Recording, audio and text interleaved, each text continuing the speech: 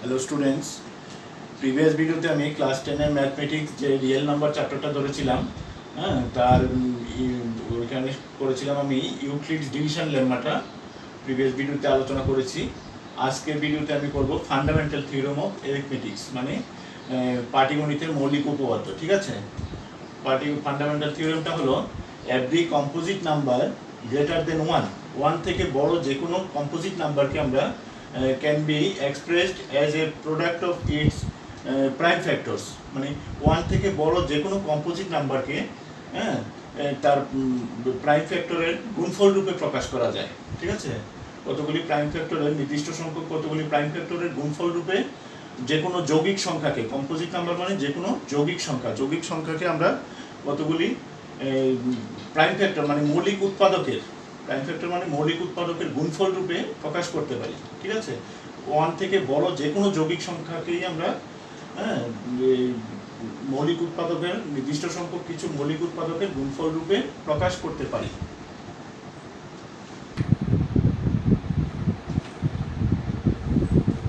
ঠিক আছে, যেমন ধরো আমি এক্সাম্পল দিচ্ছি,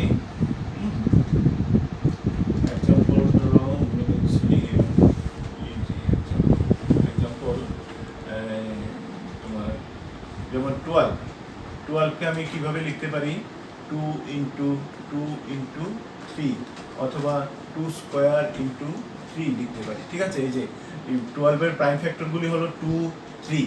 ঠিক আছে, এই প্রাইম ফ্যাক্টরের গুণফল রূপে এটাকে আমরা প্রকাশ করতে পারলাম। ঠিক আছে, তারপর যেমন ধরো 30কে আমি কিভাবে লিখতে পারবো, 30কে লিখতে পারি 2 ইন্টু 3 ইন্টু 5। ঠিক আছে, এভাবে আমরা কতগুলি সংখ্যার গুণফল রূপে প্রকাশ করতে পারি এই সংখ্যাগুলিকে। হ্যাঁ, তারপর ধরো আরেকটা সংখ্যা নিচ্ছি আমি, ধরো 60। ঠিক আছে, 60। ঠিক আছে, 60কে আমি কিভাবে লিখতে পারবো, এটাকে আমি আরেক রকম ভাবে দেখাচ্ছি। দেখো, 2 ইন্টু 30 65। ঠিক আছে, 2 দিয়ে ডিভাইড করলে এটাকে হয় 30। তারপর এটাকে যদি আমি আবার 2 দিয়ে ডিভাইড করি, এটা হয়ে যাবে কত, 15। এটাকে যদি আমি আবার 3 দিয়ে ডিভাইড করি, এটা হয়ে যাবে কত, 5। ঠিক আছে, দেখো এই যে প্রাইম ফ্যাক্টরগুলি 2 ইন্টু 2 ইন্টু 3 ইন্টু 5 60 আসে। ঠিক আছে, 3 5 যার কত 15, 15 2 যার 30, 30 2 যার 60। ঠিক আছে, হ্যাঁ, তাহলে এই যে 60-র প্রাইম ফ্যাক্টরগুলি কত, 2 2 3 5। ঠিক আছে, তাহলে 60 equal to 2 into 2 into 3 into 5 এই আকারে আমরা লিখতে পারি। ঠিক আছে, এই যে সিস্টেমটা, এই যে প্রাইম ফ্যাক্টরে ডিভিশন করার এই যে সিস্টেমটা, এটাকে আমরা এই উৎপাদক বৃক্ষ বলতে পারি। উৎপাদক বৃক্ষ মানে ফ্যাক্টর ট্রি। ঠিক আছে, এটাকে আমরা ফ্যাক্টর ট্রিও বলতে পারি। হ্যাঁ, এই ফ্যাক্টর ট্রি ইউজ করা অনেক সময় এক্সামে আসে। ফ্যাক্টর ট্রি এরকম এইগুলিতে ব্ল্যাঙ্ক রেখে দেয়, এটা কত হবে, বা ফিলিং দ্য ব্ল্যাঙ্কস দিয়ে এরকম দিতে পারে, এখানে কত হবে, বা এটাতে খালি রাখলো এটাতে কত হবে, এটা ইন্টু করলে এটা হবে। অনেক সময় এটা দিয়ে দেয়, তাহলে এই দুইটা ইন্টু করে এখানে লিখে দেবো। ঠিক আছে, আর এখানে যদি অপশান থাকে তাহলে আমি কি করব, এটা দিয়ে এটাকে ডিভাইড করে এখানে লিখে দেবো। ঠিক আছে, 3। আর যদি এটা বের করতে হয় তাহলে এই দুইটা ইন্টু করে এখানে লিখে দেবো। ঠিক আছে, আবার যেমন এখানে এটা আছে, তাহলে আমি 30 দিয়ে 60কে ডিভাইড করলে এই যে 2 পেয়ে যাবো। ঠিক আছে, এই ফ্যাক্টর ট্রিগুলি এভাবে দেয় অনেক সময়, এরকম করে ফিলিং দ্য ব্ল্যাঙ্কস আসে আর কি এক্সামে। ঠিক আছে,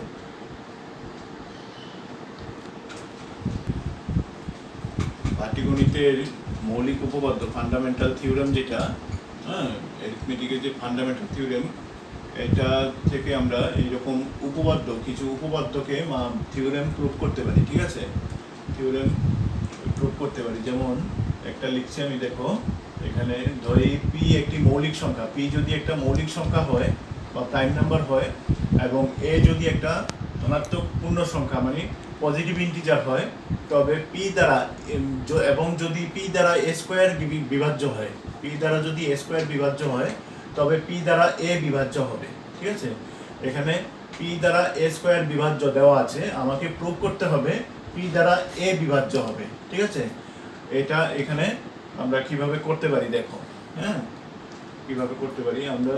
যেমন এ তো একটা ধনাত্মক অখণ্ড সংখ্যা দেওয়া আছে, হ্যাঁ, তাহলে পাটিগণিতের যে মৌলিক উপপাদ্যটা থেকে আমরা জেনেছিলাম যে এই যে কোনো ধনাত্মক অখণ্ড সংখ্যাকে, এখানে তো এটা ধনাত্মক অখণ্ড সংখ্যা, যে কোনো ধনাত্মক অখণ্ড সংখ্যাকে, হ্যাঁ, তার যে প্রাইম ফ্যাক্টরগুলি মানে মৌলিক সংখ্যা, কতগুলি মৌলিক সংখ্যার গুণফল রূপে আমরা প্রকাশ করতে পারি। ঠিক আছে, যেমন এখানে এটা যেহেতু একটা ধনাত্মক সংখ্যা, তাহলে ওই পাটিগণিতের মৌলিক উপপাদ্য থেকে আমরা লিখতে পারবো a ইকুয়াল টু কতগুলি মৌলিক সংখ্যার গুণফল। আমি ধরে নিচ্ছি এখানে যেমন p1 p2 গুণফল মানে ইনটু দিতে পারি এখানে p2 p3 এরকম করে আপ টু, মনে করো লাস্ট টার্মটা কত আমি তো জানি না, এখানে ধরো pn, nth টার্ম অবধি এটার গুণফল আছে, এর ভ্যালুটা কত আমি জানি না, তো যে কোনো, তাহলে কতটা আছে জানি না, মনে করি এটার মধ্যে n সংখ্যক প্রাইম নাম্বার আছে, এটাতে প্রাইম আছে, মৌলিক সংখ্যা আছে। ঠিক আছে, তাহলে আমি একে এরকম আকারে লিখতে পারি পাটিগণিতের মৌলিক উপপাদ্য অনুসারে। ঠিক আছে, এটা লিখতে পারি। এখানে p1 p2 p3 p4 যা আছে এখানে প্রাইম ফ্যাক্টর, এগুলি সবাই মৌলিক সংখ্যা, এখানে এরা সবাই হলো মৌলিক সংখ্যা, p1 p2 p3 এরা সবাই আপ টু pn পর্যন্ত এরা সবাই হলো মৌলিক সংখ্যা, এরা কিন্তু এখানে কেউ যৌগিক সংখ্যা নাই। ঠিক আছে, এটা যৌগিক সংখ্যা, এটাকে বিশ্লেষণ করে আমি প্রাইম ফ্যাক্টরের গুণফল রূপে প্রকাশ করে নিয়েছি। ঠিক আছে, তাহলে এইগুলি সবাই প্রাইম, হ্যাঁ, মৌলিক সংখ্যা। তাহলে এ যদি এটা হয় তাহলে এ স্কোয়ারটা কি হবে? এ স্কোয়ারটা, তাহলে এ স্কোয়ার আছে তো এখানে, এ স্কোয়ারটা হবে তাহলে p1 p2 p3 up to pn, এটা স্কোয়ার হবে। ঠিক আছে, এটা স্কোয়ার মানে এটা ইনটু এটা দুইবারও লিখতে পারি, অথবা এটা এভাবে লিখতে পারি, এবার আলাদা আলাদা করলে p1 square into p2 square into p3 square into into up to এইভাবে চলতে থাকবে ইন্টু pn স্কোয়ার। ঠিক আছে, এরকম আকারে লেখা যাইতে পারে এ স্কোয়ারকে। ঠিক আছে, তাহলে এ স্কোয়ার তো এটা, ঠিক আছে, এটা বা এটা দুইবার লিখতে পারি আমরা এটাকে, মানে p1 into p2 into p3 up to pn। ঠিক আছে, আবার লিখলে হয় কত p1 into p2 into p3 up to pn। ঠিক আছে, তাহলে দেখো এ স্কোয়ারের ভ্যালুটা হলো এটা ইন্টু এটা, মানে একই, এটা হোল স্কোয়ার, তো এটা স্কোয়ারটা আলাদা আলাদা দুইবার লিখেছি। ঠিক আছে, এগুলি কিন্তু সবাই প্রাইম নাম্বার। ঠিক আছে, মৌলিক সংখ্যা, হ্যাঁ, যেহেতু এ স্কোয়ারটা পি দ্বারা বিভাজ্য, এ স্কোয়ার সংখ্যাটা যে এ স্কোয়ারটা হলো পি দ্বারা বিভাজ্য, তাহলে এখানে পি দ্বারা এ স্কোয়ারের যে ফ্যাক্টরগুলি আছে এগুলির মধ্যে কোনো একটা হবে, তাহলে পি এর পিটা, যে পি, তাহলে p1টাও পি হতে পারে, p2টাও পি হতে পারে, p3টাও পি হতে পারে। হ্যাঁ, এগুলি যে p1 দ্বারা তো এ স্কোয়ার বিভাজ্য, p2 দ্বারাও এ স্কোয়ার বিভাজ্য, p3 দ্বারাও এ স্কোয়ার বিভাজ্য, কারণ এ স্কোয়ারের প্রাইম ফ্যাক্টরগুলি তো এগুলি। ঠিক আছে, তাহলে এইগুলির মধ্যে কোনো একটা হবে, p1 p2 p3 up to pn পর্যন্ত যে কোনো একটা হতে পারে p। ঠিক আছে, কোনটা পি হবে জানেন না, কিন্তু এখান থেকে যে কোনো একটা অবশ্যই পি হবে, যেহেতু এখানে কোশ্চেনে দেওয়া আছে পি দ্বারা এ স্কোয়ার বিভাজ্য। ঠিক আছে, তাহলে পি এর ভ্যালুটা এখান থেকে যে কোনো একটা হবে, এই প্রাইম ফ্যাক্টরগুলির মধ্যে যে কোনো একটা হবে পি। ঠিক আছে, তাহলে এগুলির মধ্যে যে কোনো একটা পি হবে। হ্যাঁ, তাহলে এখানে দেখো এগুলির মধ্যে যদি কোনো একটা যদি পি হয়, মনে করো এটা পি বা এটা পি বা এটা পি, যে কোনো একটা যদি পি হয়, তাহলে এই পি তো এখানে থাকবে। ঠিক আছে, এটা আর এটা তো সিমিলার, এটা সেম তো, হ্যাঁ, তাহলে এ স্কোয়ার তো এটা আর এটা এখানেও থাকতে পারে পি, এখানেও থাকতে পারে পি। হ্যাঁ, যদি এখানে পি থাকে তাহলে এখানে হোক না, যেখানে খুশি থাকুক, এ ইকুয়াল টু তো এটা। ঠিক আছে, এ ইকুয়াল টু তো এটা, তাহলে এগুলির মধ্যে কোনো একটা যদি পি হয় তাহলে এটা পি দ্বারা বিভাজ্য হবে।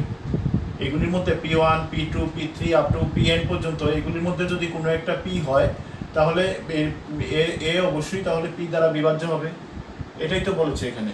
ঠিক আছে, যদি এ স্কোয়ার পি দ্বারা বিভাজ্য হয় তবে পি দ্বারা এ বিভাজ্য হবে। ঠিক আছে, এখানে কন্ডিশনটা কি ছিল, এ একটা ধনাত্মক অখণ্ড সংখ্যা এবং পি একটা মৌলিক সংখ্যা। ঠিক আছে, পিটা একটা মৌলিক সংখ্যা, তাহলে এই p1 p2 এগুলির মধ্যে যে কোনো, মানে এর প্রাইম ফ্যাক্টরগুলির মধ্যে কোনো একটা পি হবে শিওর।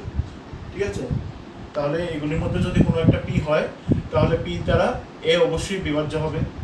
ঠিক আছে, বাস এটা হয়ে গেল তো।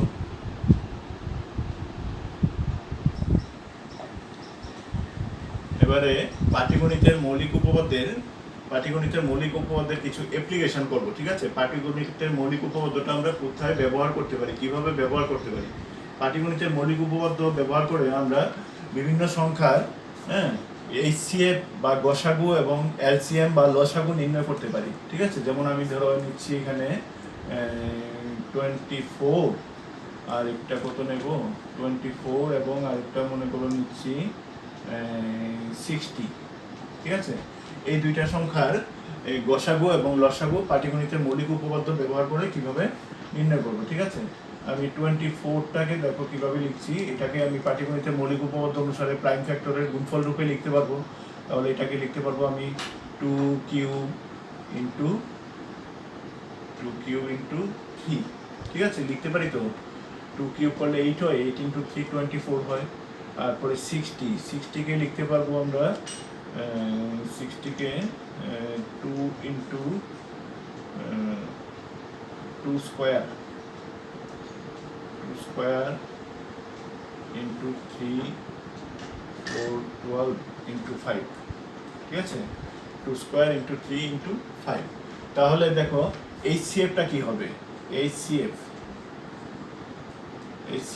বা গসাগু, ঠিক আছে? এইচসিএফ বা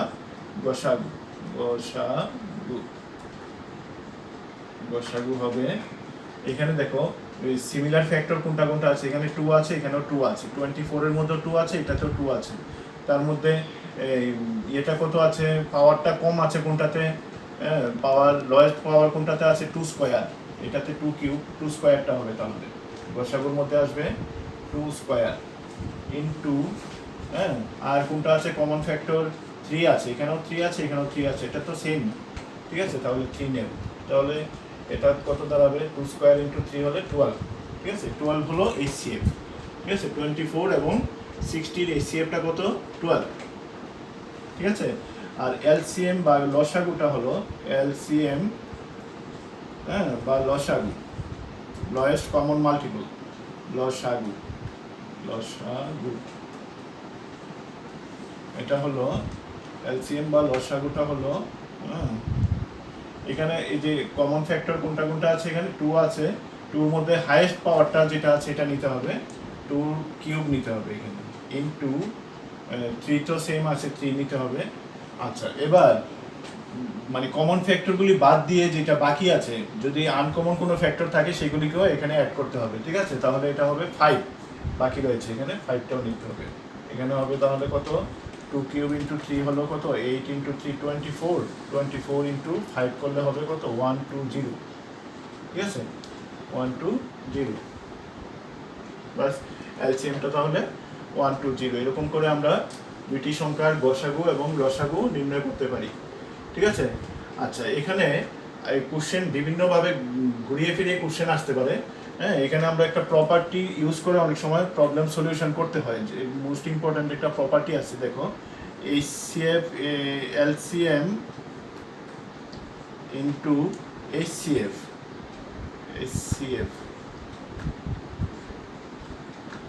equal to product of two numbers.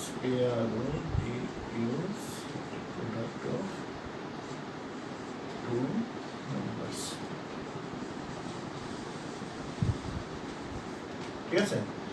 Most important একটা মানে প্রপার্টিটা মনে রাখতে হবে, মানে লসাগু এবং গসাগুকে যদি গুণ করি আমরা, তাহলে ওই যে দুইটা সংখ্যা, এই যে 24 এবং 60, এই দুইটা সংখ্যার গুণফলের সমান হয় এটা। অনেক সময় দেওয়া থাকে যে দুইটি সংখ্যার, এখানে যেমন লসাগুটা আমরা বের করলাম কত 120, যেমন কোশ্চেনে দেওয়া থাকলো দুইটি সংখ্যার লসাগু 120, দুইটি সংখ্যার লসাগু 120, বা এমন দিল এই 24 এবং 60 এর লসাগু 120 হলে গসাগু কত,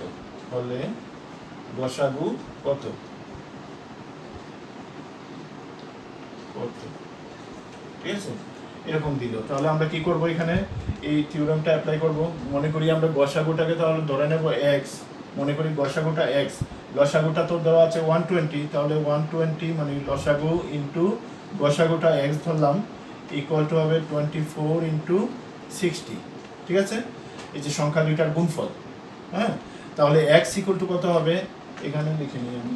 তাহলে x ইকুয়াল টু হবে 24 ইন্টু 60 ডিভাইড বাই 120।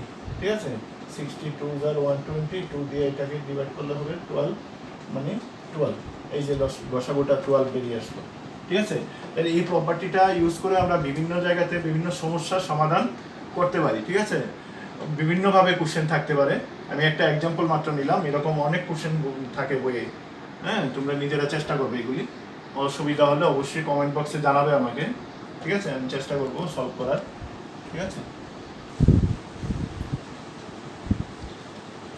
ঠিক আছে, দেখো ফান্ডামেন্টাল থিওরেম ইউজ করে আমি কিছু প্রবলেম সলিউশন দেখাচ্ছি।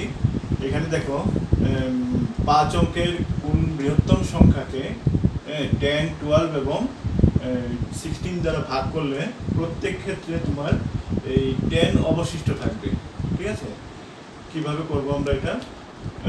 5 অঙ্কের বৃহত্তম সংখ্যাটা কত? 5 অঙ্কের বৃহত্তম সংখ্যাটা হলো 99999। ঠিক আছে, 5 অঙ্কের বৃহত্তম সংখ্যা। আর এখানে 10, 12 এবং 16 এইগুলি দিয়ে ডিভাইড করলে এই সংখ্যাটাকে না, 5 অঙ্কের বৃহত্তম সংখ্যাটা বের করতে হবে। আমি এটার এলসিএম বের করে নিই আগে। ঠিক আছে, 10, 12 আর হলো 16। ঠিক আছে, এলসিএমটা বের করে নিচ্ছি আমি। এই ফ্যাক্টরাইজটা একসাথে করে নিচ্ছি তিনটা। 2 দিয়ে দেবো, 2 দিয়ে দিলে এখানে হবে 5, 6, এখানে হবে 8। অ্যাগেইন 2 দিয়ে দেবো, 5 তো 5 থাকবে, এখানে 3 আর এখানে 4।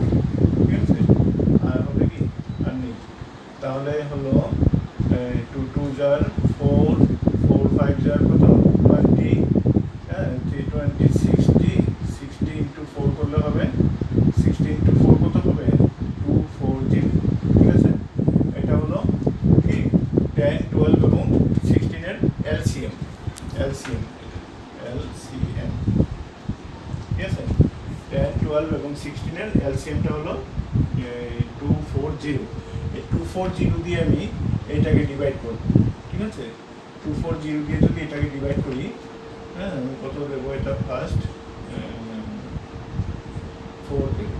ঠিক আছে, 4 হলো 0, 4 4 = 16, 4 4 = 16, আর কত থাকবে 1, 4 2 = 8, 9। ঠিক আছে, এবার দুটো মাইনাস করলে হবে 30। আরেকটা নামাতে পারি এখানে, কত 9, 240 দিয়ে এখানে হবে 1, 1 দিলে 240। ঠিক আছে, এখানে হবে 9, এখানে হবে 6, 6 9। তারপর আরেকটা নামবে কত এখানে, এটা তো এখানে এটা নামবে এখানে 9। ঠিক আছে, এবার 9 নামলে কতবার দেবো এখান দিয়ে, এটা হবে 2,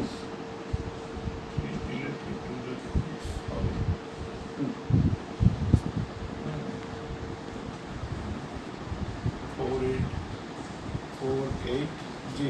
ঠিক আছে, এখানে হবে 9, এখানে হবে 1, এখানে হবে 2। ঠিক আছে, দেখো 240 দিয়ে মানে এটার এলসিএম দিয়ে এই সংখ্যাগুলির এলসিএম যেটা পেয়েছি আমরা, লসাগুটা 240। এই 240 দিয়ে আমি 5 অঙ্কের বৃহত্তম সংখ্যাটাকে ডিভাইড করলাম। 5 অঙ্কের বৃহত্তম সংখ্যাটাকে ডিভাইড করলে হ্যাঁ, ভাগফলটা আসে এখানে 412 এবং ভাগশেষটা আসে কত 219। ঠিক আছে, আমি যদি 99999 এই যে 5 অঙ্কের বৃহত্তম সংখ্যাটা থেকে যেটা রিমাইন্ডার আসলো এখানে 219, এটা যদি আমি মাইনাস করে দেই, ঠিক আছে, এটা যদি মাইনাস করে দিই তাহলে কত পাবো? এখানে 0, এখানে হবে 8, এখানে হবে 7, 9 9। ঠিক আছে, এই যে সংখ্যাটা, ঠিক আছে 99780, এই সংখ্যাটা তাহলে 240 দ্বারা ডিভাইজেবল। ঠিক আছে, 240 দ্বারা এই সংখ্যাটা বিভাজ্য। হ্যাঁ, 99,780 এই সংখ্যাটা 240 দ্বারা বিভাজ্য। ঠিক আছে, তাহলে 240 দ্বারা বিভাজ্য বৃহত্তম সংখ্যাটা হলো এইটা। ঠিক আছে, 99780 বৃহত্তম সংখ্যা এটাই, এর থেকে বড় আর হবে না, কারণ এর থেকে বড় তো 5 অঙ্কের বৃহত্তম সংখ্যাটা তো হলো এটা। ঠিক আছে, এইটার কাছাকাছি তো এটা নিয়ারেবল, একদম 5 অঙ্কের সংখ্যা এটাই আছে যেটা 240 দ্বারা এখানে বিভাজ্য। ঠিক আছে, এটার কাছাকাছি, এই 5 অঙ্কের বৃহত্তম সংখ্যার কাছাকাছি যে এটা 99 কত পেলাম তাহলে? ঠিক আছে, এখানে দেখো একটু ভুল হয়ে গেছে আমার, এখানে আমি মাইনাসটা ভুল করেছি। ঠিক আছে, 9 থেকে 0 মাইনাস হলে 0, এখানে 0 লিখে নিয়েছি আমি, এটা হবে 9। ঠিক আছে, এটা 9 হবে। হ্যাঁ, তাহলে এখানে আমার একটু ইয়েতে গন্ডগোল হয়ে গেছে। এটা দিন 2409, এখানে নামবে কত? এটা 6 হবে না, এটা হবে 9 থেকে 4 মাইনাস করলে হবে 5, 9 থেকে 4 মাইনাস করলে হবে 5, তারপরে থাকবে 1। এবার হবে এটা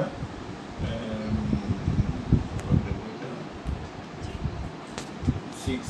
ঠিক আছে, 6 দেব, 6 দিলে হবে এটা 6 হলে 0, 6 4 0 24, এটা হবে 24, এর এখানে হবে 4, তাতে থাকবে 2, 2 6 12, 12 আর 2 14।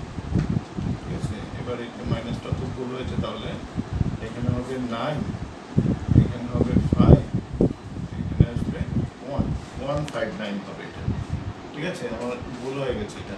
ঠিক আছে, 159, এটা হবে তাহলে 159। তাহলে এই সংখ্যাটা তাহলে এটা ডিভাইজেবল না, এটা ভুল বলছি, এটা আমার মাইনাসটা ভুল হয়েছিল এখানে।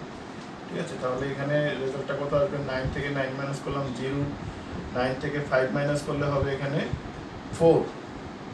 ঠিক আছে, 9 থেকে 5 মাইনাস করলে হবে 4, এখানে 9 থেকে 1 মাইনাস করলে হবে 8, এটা হলো। ঠিক আছে, 99840, 99840, এটা হলো 240 দ্বারা ডিভাইজেবল। হ্যাঁ, 5 অঙ্কের যে বৃহত্তম সংখ্যাটা সেটা হলো 99840। ঠিক আছে, এখানে কোশ্চেনটাতে ছিল 5 অঙ্কের কোন বৃহত্তম সংখ্যাকে 10, 12 এবং 16 দিয়ে ভাগ করলে পরে 10 অবশিষ্ট থাকে। ঠিক আছে, আমি 5 অঙ্কের যে বৃহত্তম সংখ্যাটা পেয়েছি 10, 12 এবং 16 দ্বারা ডিভাইজেবল এটা। ঠিক আছে, এখানে 10 যেহেতু অবশিষ্ট থাকবে, তাহলে এটার সাথে আমি প্লাস করে দিতে পারি 10। ঠিক আছে, 99850, এই সংখ্যাটা হবে তাহলে আমাদের এই যে রিকোয়ার্ড সংখ্যা, যেটা আমাকে বের করতে বলেছে, নির্ণয় সংখ্যাটা। ঠিক আছে, এই সংখ্যাটাকে যদি আমি 10, 12 এবং 16 দিয়ে ভাগ করি, তাহলে প্রত্যেক ক্ষেত্রেই 10 অবশিষ্ট থাকবে। ঠিক আছে, এটা হলো আমাদের নির্ণয় সংখ্যা, এটা হলো আনসার। ঠিক আছে, ঠিক আছে, আজকে তাহলে অতটুকু থাকলো। হ্যাঁ, নেক্সট ভিডিওতে আবার এর পরবর্তী স্টেপগুলি করব, নেক্সট ভিডিওতে করব। ঠিক আছে, এতটুকু থাকুক আজকে। আমার চ্যানেলটিতে যদি নতুন হয়ে থাকো তাহলে অবশ্যই সাবস্ক্রাইব করবে এবং ভিডিওটি পছন্দ হলে লাইক এবং শেয়ার করবে।